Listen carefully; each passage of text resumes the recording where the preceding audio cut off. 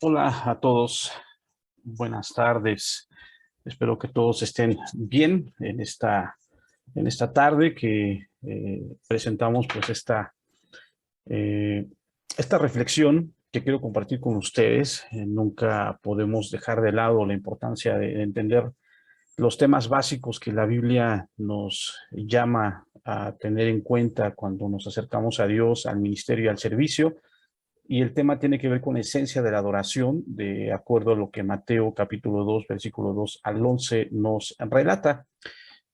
Son tiempos en donde ha cambiado nuestra dinámica, llevamos 2 años, un poco más, tal vez, donde la dinámica del mundo cambió totalmente. La dinámica que teníamos de estabilidad, economía, aún de la misma agenda que teníamos laboral, familiar, ministerial, pues se vio desafiada por los cambios que la pandemia trajo consigo en la adaptabilidad, con el ajuste de horarios, de tiempos, el mismo formato que en el seminario hemos estado teniendo hasta el día de hoy, pues nos ha llevado a varias demandas y eso nos lleva también a tener pues compromisos y un ajetreo en la vida que pues estamos muy obsesionados a cumplir, a lograr los objetivos, a cumplir con las tareas, a cumplir con nuestro desarrollo profesional, con las metas que nos hemos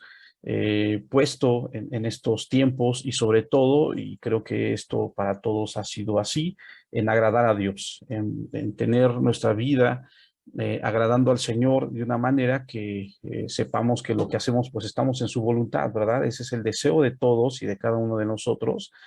Pero algo que reflexionaba en estos días era si en realidad lo que estamos haciendo agrada a Dios, si en realidad lo que estamos haciendo con todos estos esfuerzos titánicos realmente está agradando el corazón de Dios. Ustedes saben que nuestra actitud, que lo que hacemos, aún en temas laborales, profesionales, familiares, ministeriales, cada actitud que nosotros tenemos, lo hacemos queriendo agradar a Dios. Ese debería ser la esencia de la adoración, que todas las actividades que realicemos en nuestra vida agrade a Dios.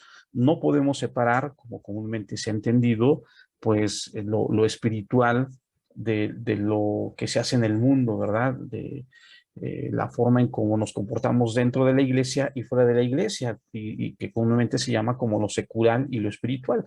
En realidad, todo lo que hacemos tiene que ver con adoración a Dios. Entonces hoy quiero enfocarme en este tema, entendiendo que qué tan importante es el saber que todo lo que hagamos tenemos que hacerlo para Dios. Parece, como lo comentó, esencial, parece básico, pero a veces se nos olvida que dentro de todo este cúmulo de actividades, a quien le estamos dando gloria y a quien le estamos dando honra es a Dios. Entonces, hoy quiero comenzar este tiempo hablando de cuál es la verdadera adoración. Esa es la pregunta inicial. ¿Cuál es la verdadera adoración? Todos tenemos esta pregunta que hacernos, si en realidad lo que estamos haciendo agrada a Dios. Y la Biblia es clara, desde el principio hay una expresión de adoración en la Biblia. Desde la ofrenda que da Caín y Abel, esta historia de estos hermanos que conocemos y que sabemos que uno de ellos, pues su ofrenda no fue grata, a pesar de que los dos ofrecen una ofrenda, una no es recibida y la otra sí. Y pudiera haber muchas preguntas del por qué fue recibido, muchos comentarios del por qué la otra no. Pero si algo hemos entendido es que tuvo que ver con la actitud, con el corazón, con la forma en que se entregó. No fue lo que se ofreció, no es que se haya ofrecido por un lado frutas o verduras, la cuestión del resultado del esfuerzo de Caín, y no es que haya sido el resultado del esfuerzo de Abel, de haber criado un animalito para entregarlo. Tuvo que ver más bien con la actitud del corazón con el que se hacían las cosas. Entonces, algo entendemos. Si la Biblia del principio nos habla del inicio de todas las cosas en el Génesis, el inicio de la vida, el inicio del hombre, el inicio de la civilización, el inicio mismo del pecado en el mundo, de cómo se origina, pues bueno, la adoración también es una expresión que inicia en el Génesis. Por lo tanto, entendemos que Dios nos marca la forma como se debe entregar. Algo que hemos comprendido a lo largo del estudio de la Escritura es que Dios quiso revelarse, dio a conocer lo que teníamos que conocer, se comunicó de tal manera que el mensaje que se nos fue dado fue el mensaje que teníamos nosotros que escuchar y mismo el que teníamos nosotros que poner en obra. Entonces, si la Biblia nos habla desde el Génesis de la adoración y también nos habla en el último libro de la adoración, en este caso del Apocalipsis, pues algo nos quiere decir, ¿verdad? Porque inicia la adoración en el Génesis y termina la adoración en Apocalipsis en la revelación bíblica. Y en ambos casos, la primera ocasión que se nos dice de la adoración con Caín y Abel es que una fue aceptada y una fue rechazada. Y cuando se nos habla de la adoración en Apocalipsis, la última ocasión de las diferentes figuras y relatos que el Apocalipsis nos marca de la adoración, tiene que ver con un mensaje claro que le fue dado a Juan en esta revelación, donde se le dice en un mandato, adora a Dios, ya entrando a los últimos 2 capítulos que tiene el Apocalipsis. Entonces, esto nos hace reflexionar de la importancia de acercarnos a la Biblia de la forma en cómo debe adorarse, porque tal vez nosotros pudiéramos crear formas, y algo nos enseña también la Biblia es que desde el Génesis hasta el Apocalipsis fue un estire y afloje del hombre de querer adorar a su forma, de querer adorar en su propio entendimiento. Podemos observar, por ejemplo, en la historia bíblica, un Abraham que cuando se acerca a Dios crea altares, que cuando se acerca a Dios, Él pone una ofrenda y es aceptada. Pero también podemos ver en la Escritura un pueblo, Israel, que cuando sale de Egipto no supo cómo adorar a Dios, a pesar de que ya tenían una idea por los patriarcas de cómo tenían que entrar en adoración al Señor, pues ellos lo hicieron a su forma. ¿Y qué sucede en el desierto? Ellos replicaron el becerro de oro porque no sabían la forma de adorar a Dios. Ellos creyeron que era la forma de adorar a Dios y eso realmente fue algo que Dios no aprobó y no aceptó. Y después de que Moisés baja del monte Sinaí con los mandamientos del Señor, pues ¿qué es lo que sucede? Es destruido ese becerro y también es destruido por el enojo de Moisés las tablas que habían sido entregadas, pero también entendemos que esta generación no entendió el cómo tenía que adorar a Dios. Y esa es una pregunta que podemos hacernos nosotros, porque tal vez sí estamos haciendo algo para Dios, pero tal vez no estamos adorando a Dios con lo que hacemos. Ese es un punto crítico, porque ¿quién nos puede decir que las decisiones que estamos tomando, que las acciones que estamos tomando sirviendo a Dios como creyentes, que nosotros amamos a Dios? Sabemos que al amar a nuestra familia, al ser hombres y mujeres que son proveedores, que son trabajadores, ¿cómo es que aún en ello podemos adorar a Dios? Como estudiantes, ¿cómo es que al tú estar en el seminario adoras a Dios, das a verdadera adoración a Dios, haciendo tus tareas, estando en tus clases, presentándote a las clases? Porque pues al final regresamos al punto inicial, todo lo que hacemos lo hacemos para Dios, pero realmente estamos haciendo nosotros lo que Dios nos pide. ¿Y realmente esto es olor fragante al Señor? Esa es una pregunta importante a responder. Recordemos otro ejemplo, el caso de Sansón, un juez que nos es relatado en el libro de los jueces, que tuvo a bien tener un voto nazareno, el cual no le tenía permitido conocer mujer, ni beber sidra, ni dejarse el cabello largo, pero encontró a su Dalila y bebió vino y estaba en las fiestas con los filisteos y le fue cortado el cabello porque creyó que él era más inteligente que el precepto de Dios. Él creyó tener el control a su forma de cómo podía adorar a Dios. ¿Por qué? Porque en su momento tal vez creyó que no tendría consecuencias. Podemos pensar en un David que fue conforme al corazón de Dios, pero qué situaciones vivió por creer que él tenía la mejor forma, que tal vez podía ser más inteligente que Dios y que podía pasarse por alto los preceptos. ¿Y qué sucedió en la ociosidad? Se mete con una mujer y comete adulterio, tiene un hijo en el cual también muere y sus hijos se rebelan. No podemos hablar de que tal vez sean en todos los casos consecuencias de la desobediencia o del pecado, pero sí podemos hablar que hay actitudes que en su momento resultan en acciones que van contrarias a la voluntad de Dios, ¿verdad? Entonces la historia bíblica sí nos relata de cómo Dios da a conocer la forma que le debemos adorar, pero también nos relata la historia de hombres y mujeres que conocieron la voluntad de Dios y lo hicieron a su manera, ¿verdad? Un rey Saúl, por ejemplo, otro de los ejemplos muy conocidos, un hombre que fue escogido por el profeta Samuel y que fue colocado como rey de Israel, que fue ungido y que Dios lo escoge para ser el rey. Pero ¿qué es lo que sucede con Saúl? Su corazón se enorgullece. ¿Qué sucede con él? No puede encontrar la forma de adorar a Dios porque empieza a crear un ego, una forma, una actitud que no permite ser sensible a la voluntad de Dios. Por lo tanto, encontramos que hay un error. Si bien Dios lo escoge, pero su actitud poco a poco se fue marcando más por su voluntad que la voluntad de Dios. Y bueno, conocemos el desenlace de la historia. Y pues bueno, podríamos así continuar la historia de la Biblia hablando de hombres y mujeres que creían tener la forma correcta de adorar a Dios. Vamos a dar un ejemplo solo del Nuevo Testamento, del joven rico, un joven que cumplió los mandamientos, un joven que desde pequeño fue enseñado las Escrituras, un joven que aparentemente lo tenía todo, pero cuando se acerca al Señor, le dice orgulloso: Señor, he cumplido todo desde pequeño, he cumplido la ley y los profetas, ¿qué más me hace falta? ¿Verdad? Una pregunta que viene desde el orgullo, que viene desde un corazón que cree no reconocer más a Dios porque había cumplido lo que se le había pedido. Entonces, en esto, hermanos, podemos observar que es muy marcada esta tendencia en el ser humano de creer que lo que hacemos a nuestra manera y a nuestra forma pudiera dar adoración a Dios, cuando en realidad la Biblia nos habla y nos marca pautas muy específicas de cómo es que la verdadera adoración sí se puede dar al Señor en las diferentes áreas de nuestra vida. Entonces, la Biblia nos habla que la iglesia de manera general da al Señor adoración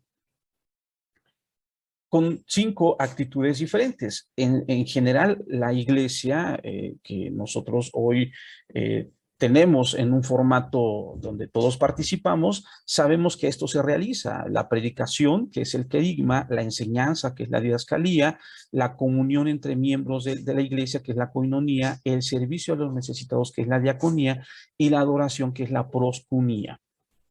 Estos términos, y habrá momento que ustedes lo puedan estudiar con calma, en cada uno de ellos nos es marcada que es necesaria realizarla. Entonces, la iglesia en sí misma, por naturaleza, realiza estas 5 actividades y con ello genera adoración, porque la predicación es esencial, la enseñanza es esencial, la comunión entre miembros se va de manera natural, el servicio hacia los necesitados también es parte de un mandato que nos es dado, y la adoración, que es el cantar, que es el alabar, que es tener en comunión con Dios en la oración, en el ayuno, en las diferentes disciplinas espirituales, también con ello marca un 100%, por llamarlo de alguna manera, en lo esencial de cómo debemos adorar a Dios. Entonces, como iglesia lo hacemos y nos es mandada esta forma en cómo realizarla, y de manera natural todos lo hacemos.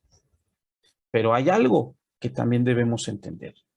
Dios revela la forma en cómo su pueblo se debe acercar a Él. Tanto el Antiguo Testamento como en el Nuevo Testamento, Dios revela estos propósitos, porque no solamente fue el propósito de Dios reconciliarnos con Él, sino que al ser reconciliados sepamos cómo adorarlo. Ese es lo más tremendo de esto, porque la iglesia es salva, la iglesia conoce a Dios, pero tal vez no sabe cómo adorar a Dios, ¿verdad? Por eso toda la insistencia del Antiguo Testamento en esta revelación de no sean como los otros pueblos paganos. En su momento la estrategia de Dios fue que fueran destruidos estos pueblos para que el pueblo de Dios no se contaminara, no adoptara una cultura del mundo, no adoptara la cultura idólatra de los pueblos paganos, y mandaba a que el pueblo no se contaminara. Pero la historia del Nuevo Testamento es muy similar. El Nuevo Testamento encontramos que constantemente, tanto en los evangelios como en las cartas escritas, pastorales, paulinas y las cartas generales, nos marca siempre la misma línea de no se contaminen con la actitud del mundo, no se contaminen con lo que el mundo dice, con lo que el mundo cree que así debería ser, porque adoptaríamos estilos que la Biblia y que Dios mismo no nos ha marcado. Entender esto es básico, hermanos. Dios sí nos revela la forma como debemos adorar. El Antiguo Testamento, ¿cómo era? Pues bueno, que se haya construido un tabernáculo al centro del pueblo. Vino a ser el foco de la adoración porque al estar en medio de todo el pueblo era reconocer la presencia de Dios en medio de todo el pueblo de Israel, ¿verdad? Después se construye el templo y al construir el templo también era el centro de la adoración y por eso se pedía que la adoración fuera en dirección al templo. Y por eso el pueblo una vez al año llegaba hacia el templo para adorar y hacían fiesta. El Nuevo Testamento, con la llegada de Jesús, pues bueno, cambia todo el formato porque ya no era un lugar, ya no era un espacio geográfico, ahora era a través de Cristo, del reconocimiento de Él como Salvador y Mesías, que el ser humano podía encontrar reconciliación y adoración y a través del Espíritu Santo. Entonces, si observamos esto, Dios mismo ha comunicado la forma de la correcta adoración. No a nuestro estilo, no a nuestra forma, no a nuestro modo, sino al modo correcto, al modo inspirado, al modo bíblico, al modo en el que Dios nos lo dejó escrito. Entonces, esto es increíble porque Dios mismo nos dice la forma. Entonces, el gran error es a veces creer que nosotros lo hacemos a nuestra forma, a nuestro estilo, a nuestra manera, y que en ello estamos dando adoración cuando tal vez no está sucediendo así. Y esto es un punto a reflexionar. Y aquí esta frase me parece que viene a marcar muy bien lo que hemos estado hablando hasta este momento. La obediencia a los preceptos, a los mandamientos, a los principios que Dios ha dado es la evidencia de parte del hombre, hombre y mujer, de que su adoración es sincera. La única forma en la cual podemos saber que nuestra adoración es sincera es si nos alineamos a los mandatos de Dios, a los preceptos de Dios, a los principios que Él nos ha dado.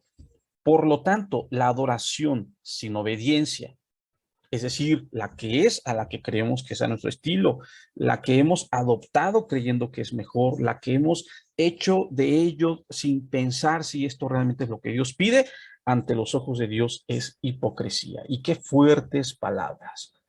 La adoración sin obediencia es hipocresía. Pensar que nosotros podemos adorar a Dios haciendo no su voluntad, sino la nuestra, hermanos, es hipocresía. Pensar que nosotros somos más inteligentes que Dios y que lo que hagamos no tendrá consecuencias y aún así podemos nosotros adorar a Dios con nuestro servicio, es hipocresía. Y esto es una palabra muy fuerte porque en realidad, si Dios nos dijo la forma, ¿por qué lo hacemos a la nuestra? Si Dios nos dijo el cómo, ¿por qué lo hacemos a nuestro modo?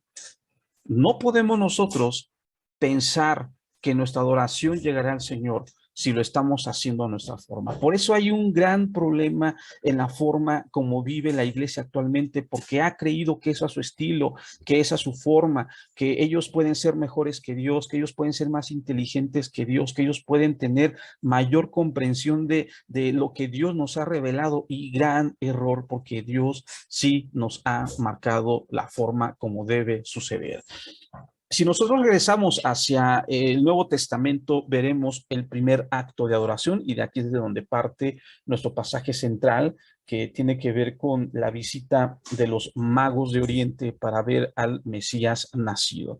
Y vamos a encontrar algunas actitudes y algunos principios derivados de este pasaje Pero en ese primer acto de adoración encontramos una palabra. La primera ocasión que encontramos la palabra adoración en el Nuevo Testamento, la palabra en griego es proskuneo. Y esta palabra griega proskuneo se repite casi 61 veces, más de 60 veces, en todo el Nuevo Testamento. Es decir, que no solamente se da una vez, sino se repite de manera constante la palabra adoración. Y ustedes saben, chicos, que ya están estudiando hermenéutica, exégesis, están en interpretación bíblica, que cuando una palabra se repite bastantes veces, es porque hay que ponerle atención, porque nos está dando una pauta, nos está dando un foco de atención para entender que hay algo que debemos ubicar en esto que se nos está siendo revelado. Entonces, si la palabra proskuneo alrededor de toda la Biblia se repite 61 veces, es porque hay que prestar atención. En este caso, la palabra proskuneo significa adorar, pero tiene un significado muy particular, que es postrarse o arrodillarse como una actitud. Hasta aquí podríamos pensar, pues bueno, sé cómo es adorar y tengo la idea de que es postrarse y que es arrodillarse, pero no es solamente la forma, sino es la actitud. La palabra proskuneo tiene en un sentido histórico una relación con la cultura persa, de la forma en cómo se adoraban a los reyes. Ustedes saben que a lo largo de la historia bíblica se presentaron varios imperios: el imperio romano, el imperio persa, el imperio babilónico, el imperio asirio, y bueno, en esos diferentes imperios siempre había un rey, un tetrarca, un hombre que era el mandamás de todos. ¿Y cómo se presentaban todos los hombres debajo del rey? Pues bueno, era presentarse adorándolo, porque lo reconocían como un dios. ¿Y qué pasaba cuando alguien no lo hacía? Pues bueno, literalmente era puesto en muerte, era llevado a juicio, era llevado a muerte, era sufrir por no haber reconocido al rey del imperio en ese momento. Bueno, esta misma esencia y esta idea tiene el reconocimiento que le tenemos que dar a Dios en este tiempo. Obviamente no lo hacemos ahora porque vayamos a morir, ¿verdad? Aunque, pues bueno, en un tema de futuro, de eternidad, pues podría tener alguna consecuencia. Pero en el caso inmediato, no es que nosotros tengamos que tener una actitud de adoración a Dios porque alguien nos obligue, sino porque hay una intención del corazón de reconocer que hay alguien mayor que nosotros al que le debemos honra y gloria. Entonces, la Biblia es muy específica al colocar esta palabra al menos 61 veces en el Nuevo Testamento, porque esto significa que sí nos dice el cómo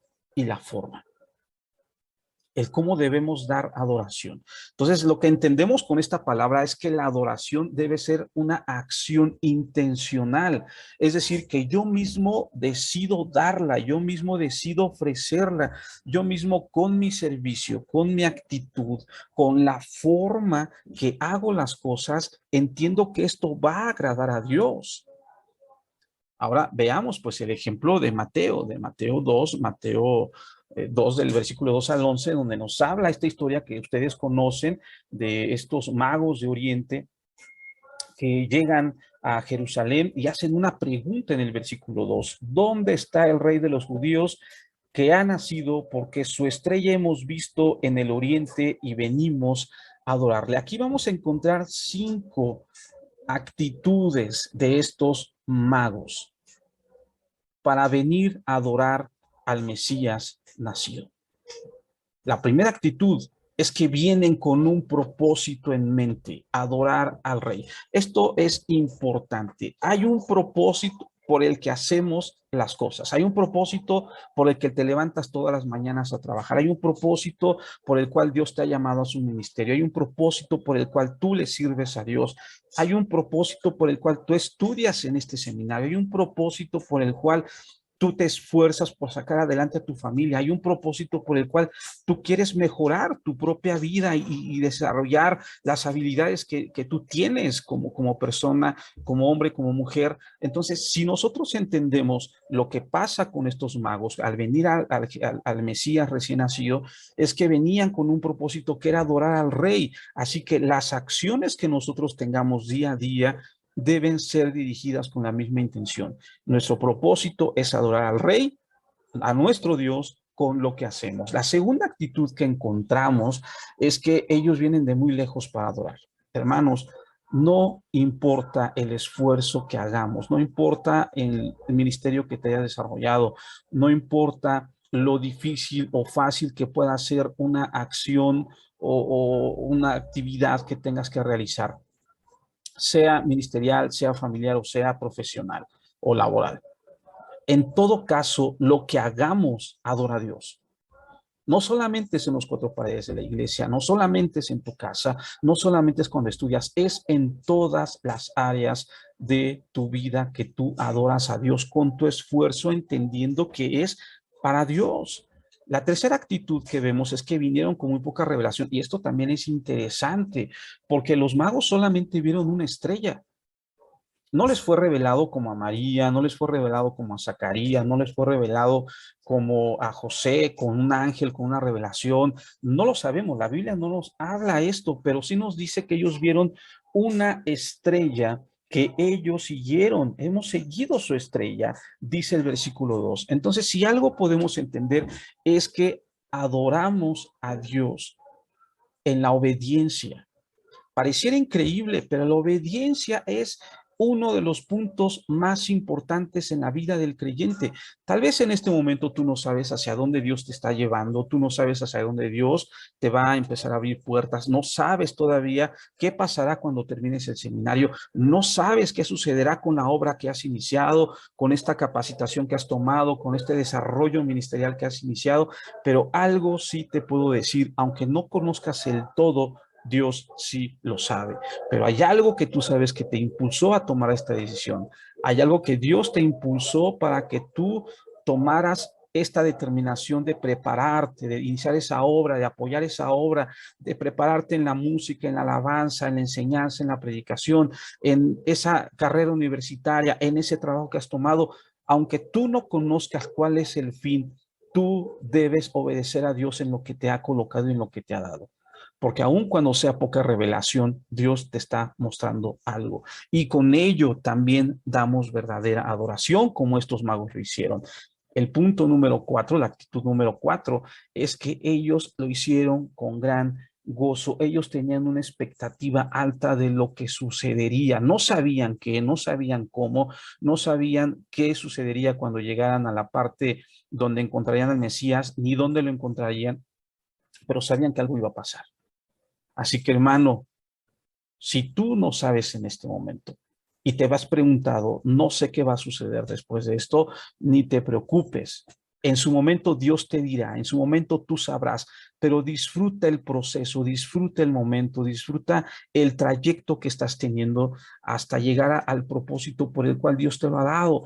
Todos quisiéramos saber hacia dónde nos va a llevar en el corto plazo, en el largo plazo. Todos quisiéramos tener el manual de instrucciones hacia dónde llegará nuestra vida. Todos quisiéramos ver el resultado final, pero así no trabaja Dios con nosotros. Él trabaja desde la actitud nuestra de obediencia, de creer que lo que Él nos dará tiene implicaciones mayores que la que nosotros tenemos. Y sé que a todos Dios nos ha sorprendido. La quinta actitud es que vinieron a adorar con ofrendas en mano. Ellos llegaron y trajeron lo que tenían. Eso habla de que ellos premeditadamente iban a ofrecer algo. A eso se dedicaban, eso es lo que tenían, era lo mejor que tenían.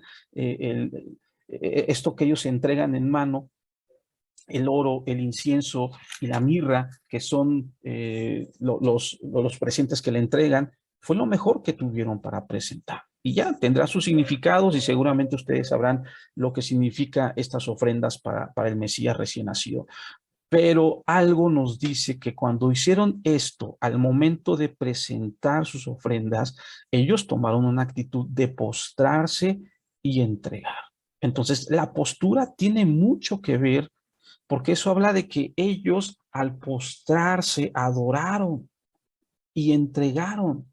Entonces habla que lo que ellos hicieron fue entregarse, reconocer y presentar lo mejor que tenían. Tal vez nosotros no tenemos riquezas, tal vez nosotros no tenemos algo que pueda agradar a Dios o que pueda complacer el corazón de Dios materialmente. Pero hay algo que sí tenemos que agradar a Dios y es nuestra vida, nuestro corazón. Nosotros podemos presentarnos como sacrificio vivo de manera intencional a Dios, como una ofrenda agradable. Por lo tanto, lo que muestran estos magos es una actitud de adoración con la forma y la actitud, que intencionalmente lo hicieron. Nosotros, cada uno de los que hemos creído en Cristo, cada uno de nosotros como ministros, como siervos de Dios, debe ser la actitud día a día, con intención. Lo que hagamos en el día, debemos agradar a Dios, con intención. Los proyectos, las predicaciones, las enseñanzas, la evangelización, todo lo que hagamos, nuestro trabajo como padres, como madres, como esposos, como esposas, como hijos, lo que hagamos, la posición que tengamos, debe estar en nuestro corazón, agradar a Dios con intención, haciendo lo mejor que podemos para agradarle a Él. Entonces, se dan cuenta, estos principios no pasan de moda, siguen siendo permanentes porque Dios nos muestra el cómo.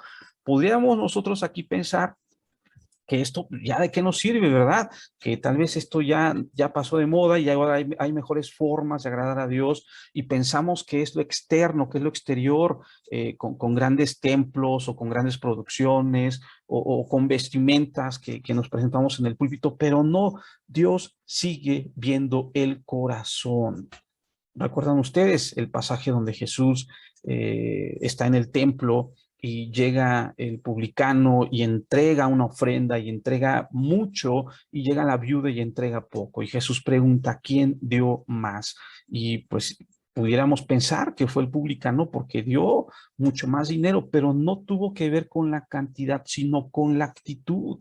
Entonces Jesús dijo, fue la mujer, la viuda, porque dio todo lo que tenía, y este hombre dio lo que le sobraba. Entonces, la actitud, la forma, tiene mucho que ver en nuestra forma de adorar a Dios. Y pues bueno, llegamos a estas tres verdades de la verdadera adoración.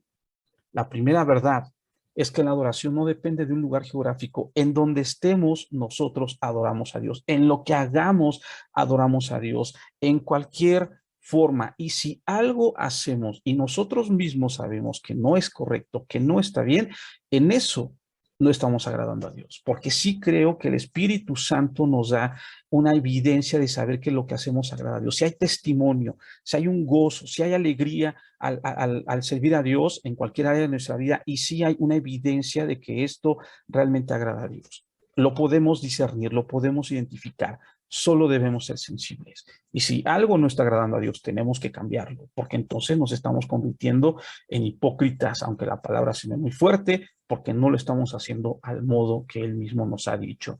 La segunda verdad es que la verdadera adoración tiene que ser intencional. Debemos levantarnos cada día buscando ese deseo de agradar a Dios con lo que hagamos y en completa obediencia. Si Él ha pedido, si Él nos ha llamado, si Él nos ha llevado a una preparación ministerial, hagámoslo con gozo, hagámoslo con buena actitud y busquemos la mejor excelencia al hacerlo. Sé que es una demanda fuerte por lo mismo que nos demanda el estudio, los tiempos y todos los compromisos que tenemos, pero hay bendición en la obediencia, hermanos. Hay bendición. Eso es algo que hemos comprobado. En la obediencia hay bendición, no a nuestra forma, no a nuestro estilo, no como queramos, no como nos imaginamos, es a la forma que Dios nos ha dicho. Y tercera verdad, la verdadera adoración entrega lo más preciado a Dios. En nuestro caso, nuestro corazón, nuestro futuro, nuestras metas, nuestros sueños, nuestra vida. Ahora con esto nosotros entendemos que la adoración no es como nosotros creíamos, no es solamente cumplir, no es solamente entregar, no solamente es el resultado, es la actitud. No es que nos levantemos y vayamos y prediquemos, no es que nada más hagamos el servicio, no nada más es que trabaje, y a veces lo hagamos porque no hay de otra, ¿verdad? O porque esta vida así nos tocó, o porque pues así tiene que ser. No, tiene que ser con intención, aunque no conozcas el fin de esto. Dios sí lo sabe. Dios tiene propósitos. Dios ya sabe lo que nosotros podemos hacer en su voluntad, pero para lograrlo tenemos que escuchar lo que Dios nos está diciendo. Y en ello se concentra la verdadera adoración, crecemos en fe en el Señor y Dios nos empieza a dar mucho más por la fidelidad que tenemos. Entonces, hermanos de este seminario, sabemos que el desafío es fuerte, el desafío es grande, pero tenemos una revelación que nos ha sido dada y esa revelación nos hace entender que tenemos que acercarnos a ella. Es a los principios bíblicos, no a nuestros modos, donde encontraremos una verdadera adoración. Espero que esta reflexión les haya servido, les mando un fuerte abrazo y de verdad espero que pronto podamos vernos y podamos tener esta coinonía como seminario para saludarnos y regresar a esas aulas que por mucho tiempo han sido de bendición para todos nosotros. Chicos, pues sin más me despido de ustedes, que Dios los bendiga, que Dios los guarde.